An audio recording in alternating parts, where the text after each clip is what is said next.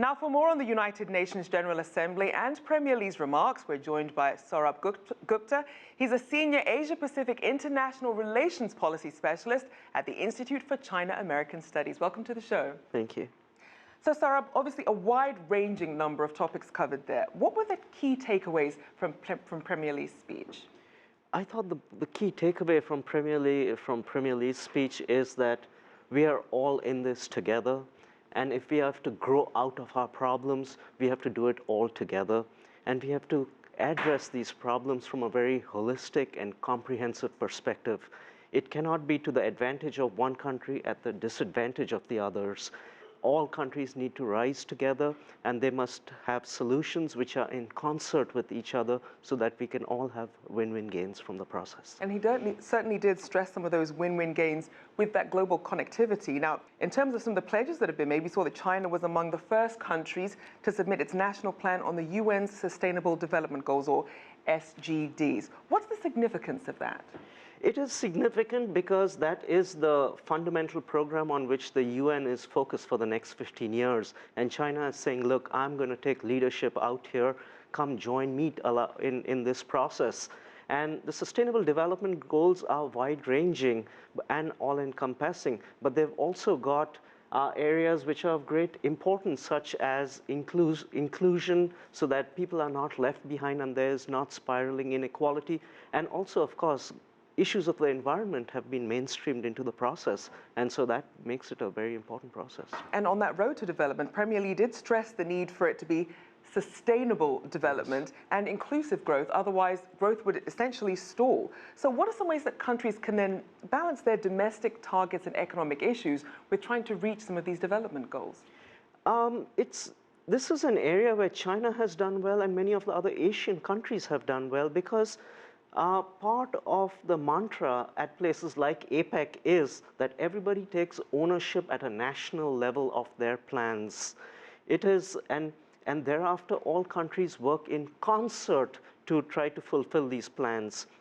At the same time, what he was alluding to, Premier Lee was alluding to, is that in the process of trying to get ahead in terms of trying to create growth, which is sustainable, but it should not be at the expense of eliminating or taking away growth from other countries. This can happen in terms of exchange rate competition and currency competition, where countries have a desire to keep their currency a little devalued, and in the process, each party is kind of beggaring thy neighbor, and in the process, it doesn't work to the benefit of everybody. He's saying, let's do it the other way around.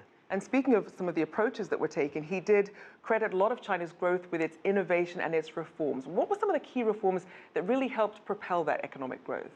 Oh, China's reform process it's a structural reform process which has been done very carefully, in the sense that there is a broad framework for structural reform, but it is also done with a understanding and with taking the viewpoint that this cannot be done in such a disruptive way that it collapses upon itself.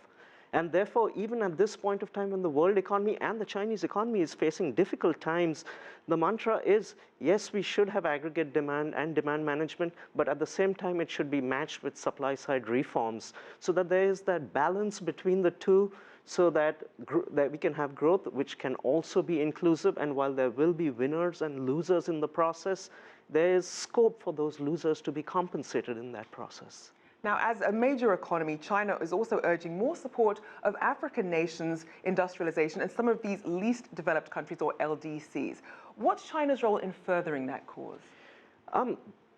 The rise of China in the 21st century is no less than the rise of China rise of the United States in the 20th century, and that had immense ramifications for countries at the periphery.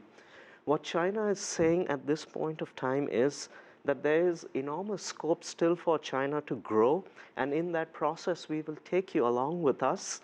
Of course, all these action plans need to be at a national level, and in this regard, China also was very forthcoming at the Hangzhou summit, where it brought in a lot of LDC countries, and I think the greatest number of developing countries ever at a G20 summit was at Hangzhou, including a lot of the African states.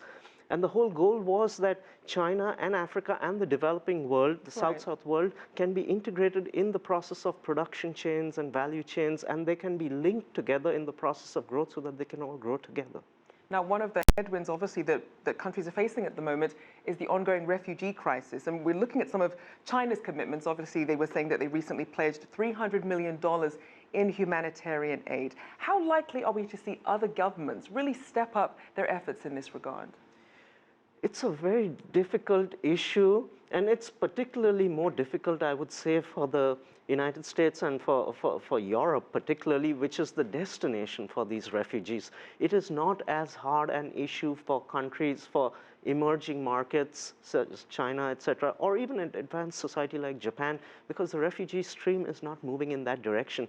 So this is an opportunity for them to step up, at least in terms of financing, and at least put good chunks of money in the process and try to find creative solutions. You know, coming back to the previous question with regard to Africa, one creative way the Chinese thought about how we can further African growth is by making investments in tropical medicine, an area of medicine where people have not focused on developing countries. Right. So even on the refugee front, let's think of creative ways, aside from just financing and well-resourcing UNHCR and the other entities, how this could be done somewhat differently. But right. Ultimately, I think the onus will reside on countries like the European countries where the refugees actually go to. Well, creativity certainly could be the key. Thank you so much for joining us. We'll have to leave it there. Sourabh Gupta from the Institute for China-American Studies.